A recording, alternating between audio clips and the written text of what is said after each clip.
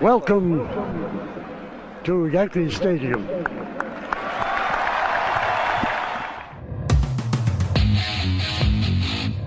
They win the final game 5-2 to remain the baseball champions of the world. The Yankees, with this 9-0 crusher, have won their 17th World Series. The Yankees again are world champions. The Yankees win their 21st World Series. The Yankees are champions of baseball. Ball game over. World Series over. Yankees win. The Yankees win. The Yankees are back on top. World champions for the 27th time.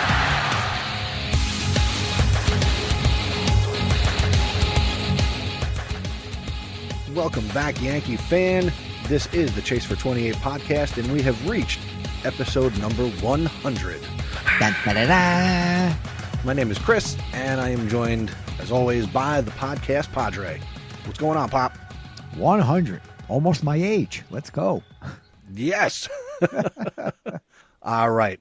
Let's rewind a little bit before we get into this episode. Let's do our trivia question from episode number 99. And our question was, who was the first Yankee pitcher to win the World Series MVP award? This was almost a no-brainer. Almost a no-brainer. Here we go. Alex checked in with a text. Yes. And Alex's guess is Don Larson. Quote, I don't know if that's right, but it seems reasonable. He's going to go with his first instinct. Okay. What about the Cuisini? The Cuisini.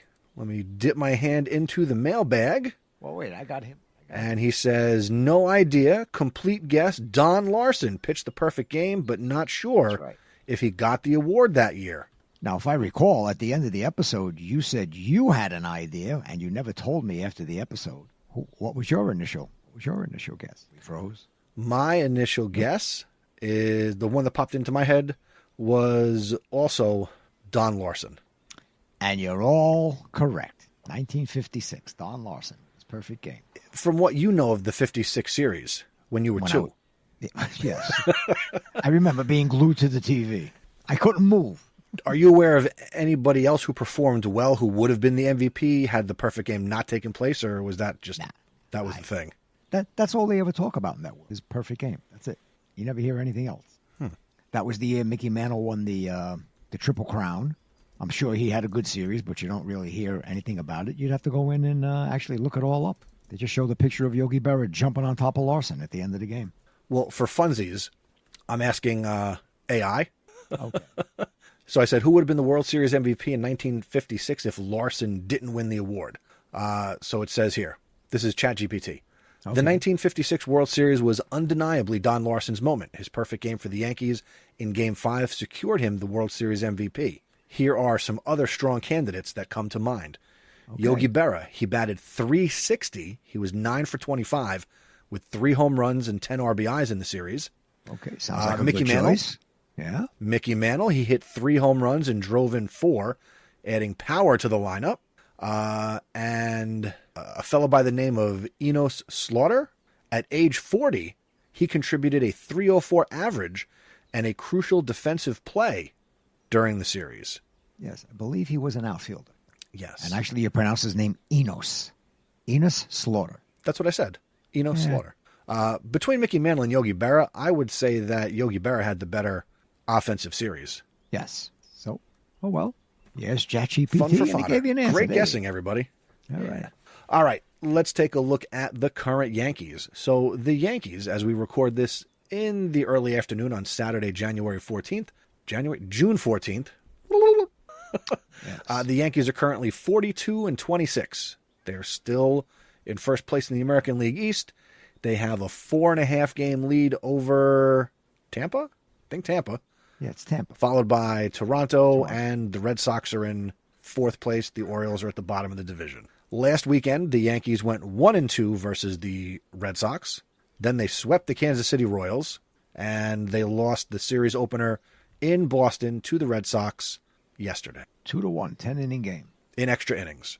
Yes, a lot of fans, again, unhappy with the Ghost Runner. Well, it's there for both teams. You know, I think I think if I was managing and I'm the home team, in the 10th inning, if you don't score as the visiting team, when I come up in the bottom of the 10th, I think I'm initially going to bunt the guy over to third and give myself a couple of shots to get him in. On some kind, I'm going to make you bring the infield in and improve my chances. I'm just going to go for it right there. I'm not going to leave him at second and go for the 3 outs. I'm probably against the way they think about it, but that's what I would do. Well, I'm sure what factors into that decision is who's coming up in your lineup. Like if it was the Yankees at home and you had Aaron Judge leading off the bottom of the 10th inning, you're not going to ask Aaron Judge to bunt the guy over to third base. Oh, yes, I would. Come on, you big lug. If he bunted the ball, it would probably go over second base. Yes, he bunts for a base hit. Yeah. Yeah, no, all right, like so I said, I do it. It was like disappointing last weekend. Disappointing last weekend. Disappointing last weekend to lose 2 out of 3 to the Red Sox last weekend. I thought maybe when I turned the game off last Sunday, there might be some late inning magic, but they lost that game 11-7. It's like the bullpen just never held the Red Sox down last weekend. They would give up another 1-2 runs every inning, and the Red Sox just kept piling it on. So no matter what the Yankees did, they were always behind. Failure by the bullpen. Yeah. Yes. Which I guess that would be the top concern at this point, because when you look at this Yankee team and their offense over the season, but if we look back at the last couple of weeks, this is an offense that does score runs, right? The only real missteps were getting shut out by Cleveland last week. And in the series finale against the Royals, they won that game 1-0. But last night they also put up a run. Yeah, the last 2 games, only 1 run. Did you see the run they scored against Kansas City when they won 1-0 on Thursday? Did you see how they scored that run? Go ahead. No, tell us. It was it Reyes was on second, and Goldschmidt was up, and he lined one that the first baseman on Kansas City had a leap, and it went off the top of his glove. And it kind of rolled to the infield cutout. So he ran, and there were 2 outs. So he ran, got it, threw to first to the pitcher covering. Goldschmidt beat it out.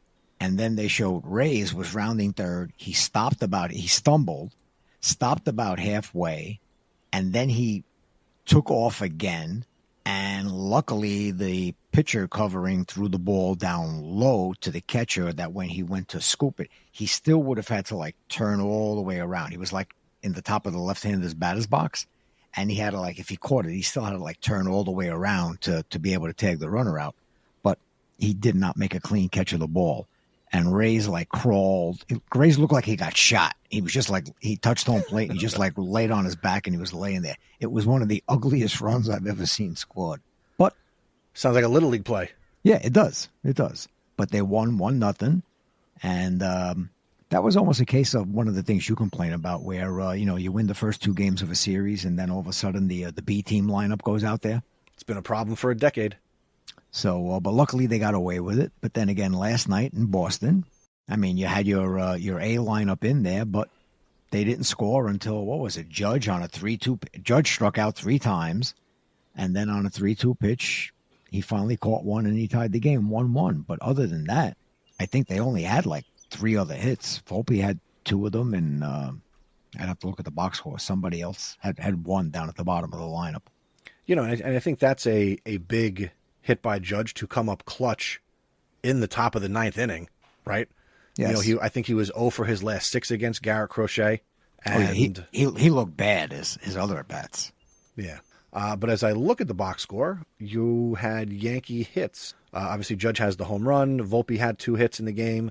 LeMahieu had a hit in the game. So the Yankees had 1 run on 4 hits. They only walked once in the game, and they struck out 8 times. Yeah, again, too many strikeouts. Put the ball in play. How do you pronounce the Boston's pitcher's name? Crochet? Yeah. Yeah. I mean, I did see a couple of innings before your mother made me watch TV. He was dominant. He was, I think, inches away. I mean, I didn't see Volpe's hits, but he totally dominated the Yankee lineup. They weren't doing anything. He was throwing probably the best pitch you can throw, a fastball at the top of the strike zone, which is hard to get on top of. He was constantly getting that strike called, and they were strikes. You can throw that pitch and then all of a sudden throw a, what do they call it, the sweeper or a slider or whatnot. You got it made. Yeah. And actually, they said Crochet was actually trying to get his first career shutout. Yeah, he should have had it. I think that pitch to Judge, I saw it on the replay. They said that was the first time he threw a fastball that was like around the thighs. That's where Judge wants it. Other than that, he was above the belt all night on Judge, and he was getting away with it. Then he put one down in his wheelhouse, and it went over the wall to the moon. Yeah. And we got, you jinxed us, basically, because last week you talked about this former Yankee that you had no idea who he was, and that's the guy who got the game-winning hit yesterday for the Red Sox, Carlos Narvaez. Oh, the catcher. Hit the single off the wall. So yeah, well, thanks a lot, Padre.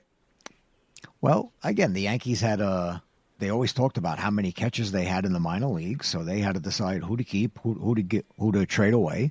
And you got to go with the decisions they made. I mean, you can't turn around and go, why didn't we get rid of Wells and keep that guy? You don't know what's going to happen. Yeah. Also in last night's game, we talked a little bit before we hit record about the double that wasn't the foul ball that hit the right field line. That was a ball hit by DJ LeMahieu. And fun fact, that led to DJ LeMahieu being ejected for the first time in his career. Oh, too bad you can't. Now, I did not see the play. Did the ball bounce into the stands? I don't think so. Yeah, too bad something like that's not review. I It wonder it was like a line drive that hooked over first base, and it caught the line, literally right in front of the umpire, who, when you slow it down, the ump is watching it, and then now you can only wonder what exactly was the man looking at in making the call, because the ball clearly hits the line, clearly kicks up some chalk, and they determined it was a foul ball. See now? And Boone also got ejected, too. Last Sunday, I went and I umpired that game down in your neck of the woods. Uh-huh. There was a play at first base where the fielder with the ball, like running to first base to get there ahead of the runner, got there and his feet were cockeyed. He got in the vicinity before the runner. So I immediately went with the gut reaction and called the guy out. And there were people all of a sudden like, and I said, everybody stop. Of course, like I did the gut reaction because he got there. But in watching it, I realized he never touched the base. And I turned it around and I said, nope, I'm reversing the call. He missed the base. The runner is safe. And they were all like, what? And I'm like, I saw that I made a mistake. I realized it. I just had to undo my initial "you're out" reaction.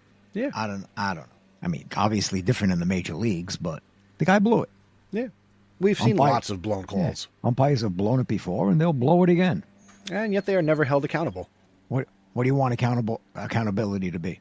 I don't know. Face the media, face the press. I don't know. A fine, suspension, beheading, demotion to the minor leagues. I don't know. Well, I would think you'd have to do it a few times before you got demoted. We got a lot of umpires who have done it a lot.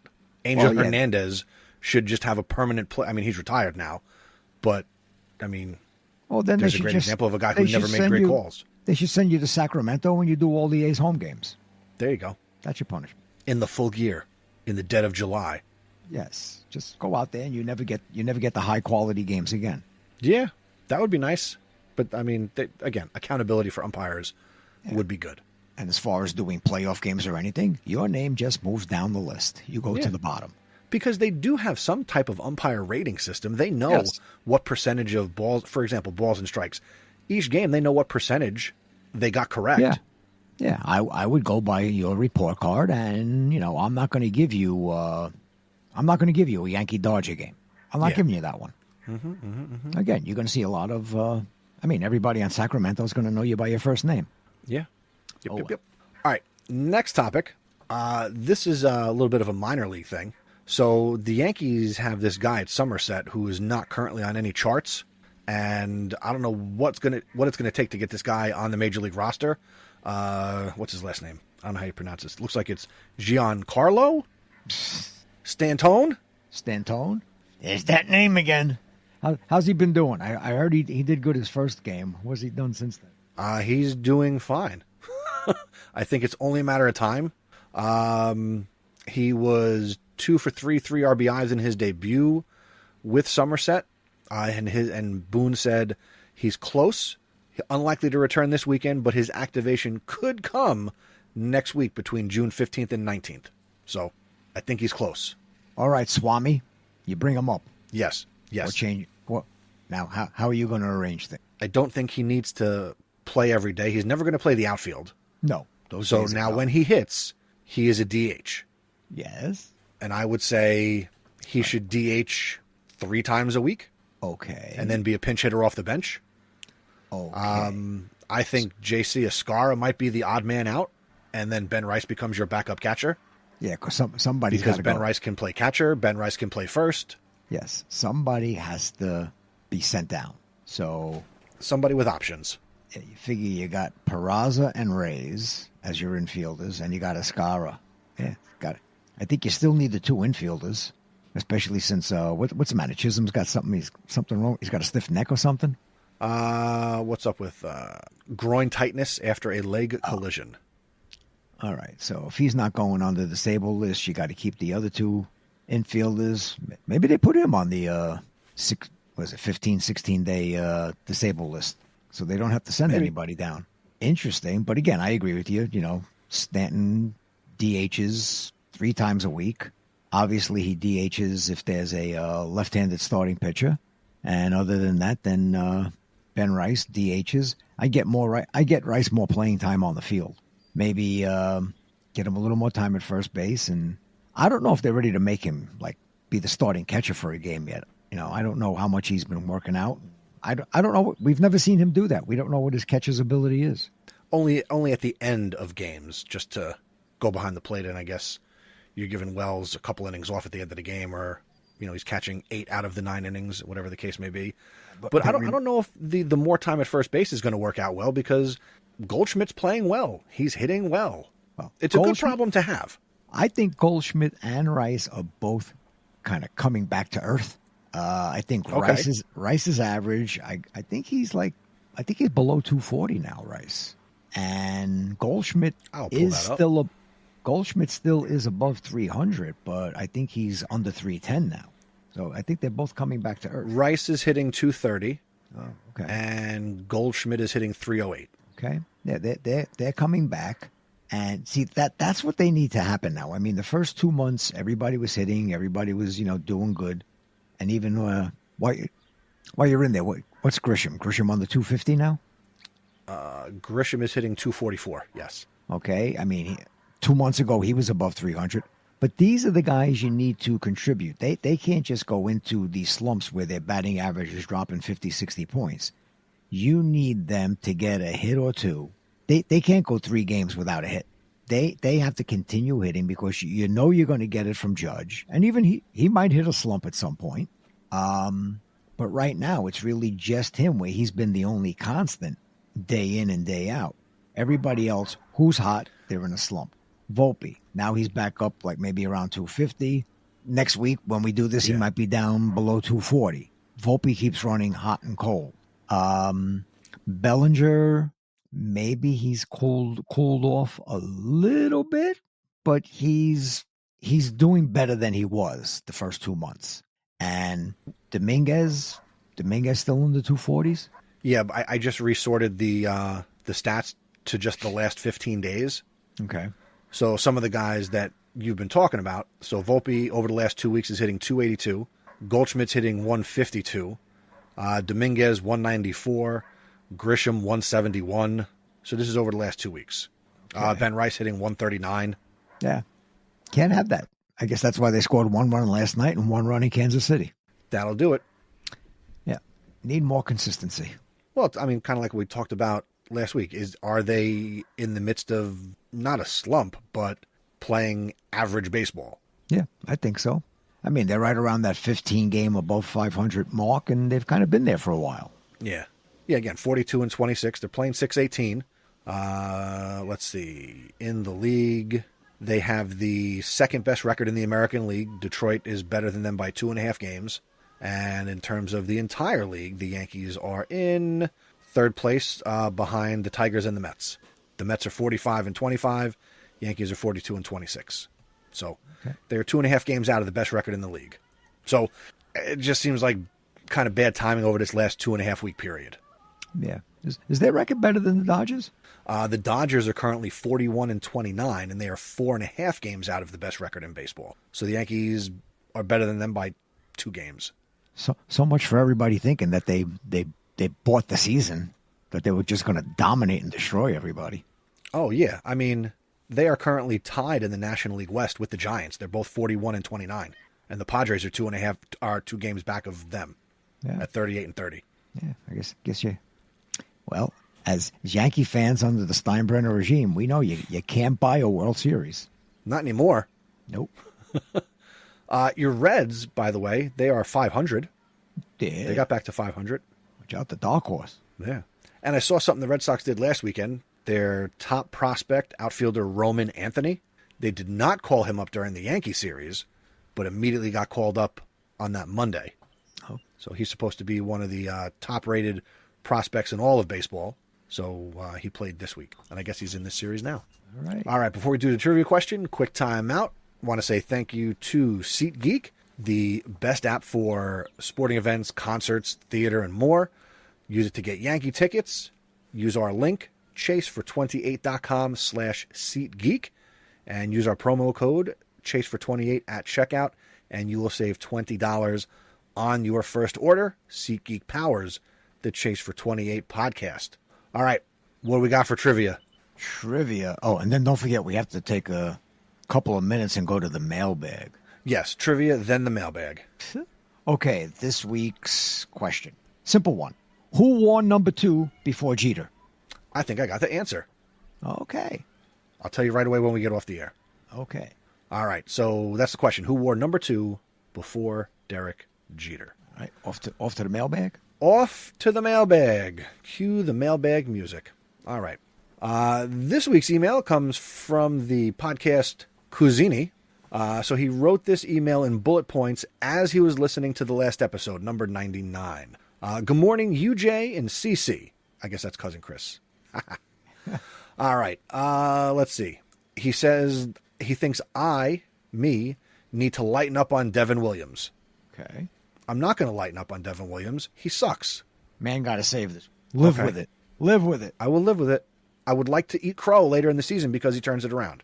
How do you like your crow? I don't like instant crow. No. Let's see. He laughed at the subtle shout out to Back to the Future. Can't go wrong with that. He agrees that it's been a blah week. The Blue Jays are making him nervous. Why? They're 4.5 games back, and they are the Blue Jays. They got a manager that they should have fired 3 years ago. What else? Take the next one. You have it open? Yeah. Well, the next one, we think he made a typo. We think he's referring to Juan Soto's mother, making him become a Met. But, again, I may be seeing the Cuisini later. I'll ask him to verify that statement. Ask him to clarify. What else? Hard to distinguish between good and bad Yankee fans. Okay. Before we started recording, I asked you... the guy on the fan now that's doing Saturday mornings after Beningo, what's his name, Chris McMonagle? Yeah, Monaco. Okay.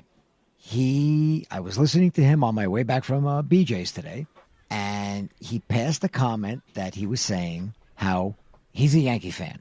And when the Yankees play the Mets, he's rooting for the Yankees. He's rooting for Soto to go 0 for 9, and, he's rooting for the Yankees. When the Mets aren't playing the Yankees, he roots for the Mets. He hopes Juan Soto does good. He hopes they do good. If they're playing somebody in the Yankees in the Eastern Division, he hopes the Mets destroy them. But other than that, he says, I don't hate the Met fan. I don't hate the Mets. And he says he's received ridicule from friends of his. Like, how could you be a Yankee fan and not hate the Met fan? And he's like, why should I hate the Mets? I'm a Yankee fan. The Mets are not my chief rival. And then came his comment. He said, I think the issue is Met fans want the Yankee fan to really feel bad and jealous that they took Juan Soto away from them. That's what the Met fans want to feel, that Yankee dismay and that Yankee being sad. And they're not getting it. And that's what's pissing them off. And I'm like, I like this guy. I like what he's saying. Because I agree. I don't hate the Mets. When they play their Subway Series, I'm like him. I want the Yankees to win. If the Yankees don't win, I don't care. If I come back in October and I win the World Series, I don't care what happened in the Subway Series. Period. So are you to go along with what I think is your thinking, are you more aggravated now that the Yankees lost the series last week to the Red Sox, lost the game last night to the Red Sox?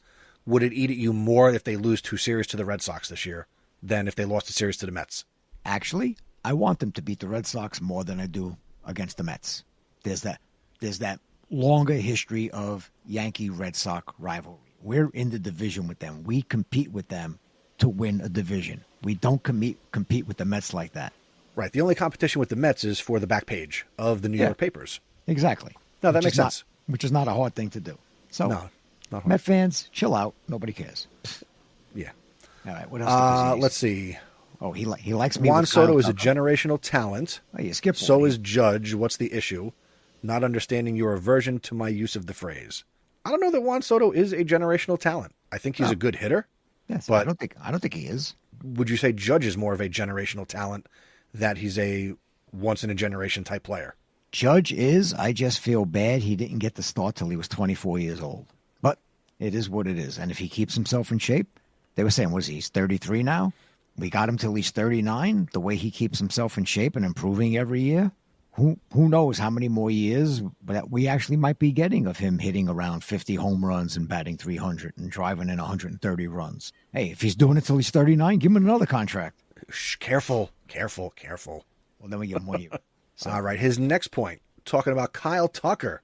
King Tuck. He agrees with me. Love the guy. Wants him. Sign him, but not at the cost of moving Judge to center field. Stick him in left field. That ain't, yeah, don't worry about it. Yeah, because again, that's November's podcast. What's Bellinger doing? Does he opt out? Dominguez could always move to center. So we'll worry about that in November. And then the rest of the email was his answer to the trivia question from last episode. If I see him later, I'll get. And then hold on. His other point here was about again the Billy Martin number retired. Joe Torre should not have. Both of them should not have their numbers retired. Why? Billy Martin was not a generational player or manager, and Joe Torre never wore the Yankee uniform as a player. Well, not to rehash old things, but I agree with him on Billy Martin. That's what baseball chatter is. Yes, Billy Martin. Okay. Yeah, I agree. Joe Torre, all right, he wasn't a Yankee player, Yankee manager. Stengel had his number retired. I could go either way on it. I'm not going to lose sleep on it. Yeah, I'll give you my answer. As long as we win the last game of the played this season, I don't care. Was Billy Martin's number retired based on him being the manager or what he did as a player, or was it just a combination of him being like a lifelong of a Yankee? I think it was a lifelong Yankee, and let's face it, how many other people managed the Yankees 6 times? Right? That's true. Do you think you'd ever see anything like that again in any sport? And has there ever been anybody like that since, where you fired a guy and then brought him back to lead your team in any sport? I have to really think hard about that one. Nobody's coming to mind. I mean, I think a lot of people wish it would I'd happen. Like to come to mind and have be the next one? You talking baseball or the Knicks? I'm talking basketball. The Knicks, yeah. Bring back I'm talking the Knicks. God. Yeah, they are looking like fools right now. Yeah, because let's we're face not starting it. a Knick podcast. But. No, but quickly, when they talk about this may be because of the players' exit interviews, and maybe it's because of Miles Bridges, and maybe the cat complaining about playing time and this and that. Notice Miles Bridges, suck it up. You're a basketball player. You play too many minutes, you poor baby. But then again, Thibodeau. Learn how to play your bench. Get some other guys ready to go. But again, it's not a Knick podcast. Yes. All right. That's going to do it for this episode of The Chase for 28. And I want to, again, this is the 100th episode. So I want to give a shout out to AJ for being the voice that started this show with me and did it for a couple of years and came out of podcast retirement last year to do the game recaps. Certainly his voice will be heard again. And I want to thank you for saying yes when I invited you on, and you've been a part of this, and I hope you've enjoyed doing it, and I hope you continue to enjoy doing this. Yes, I'm having fun. Yeah. Hopefully they win number 28 before the little Hambino is old enough to take part in this. Could be fun. All right. Thank you for listening to the Chase for 28 podcast. Send us your emails, feedback at chasefor28.com. Connect with us on social media. We are on X and Instagram at chasefor28pod. And as always, you can send a voicemail, which is the preferred method of communication, chasefor28.com/voicemail. Check out SeatGeek, and we'll see you next time.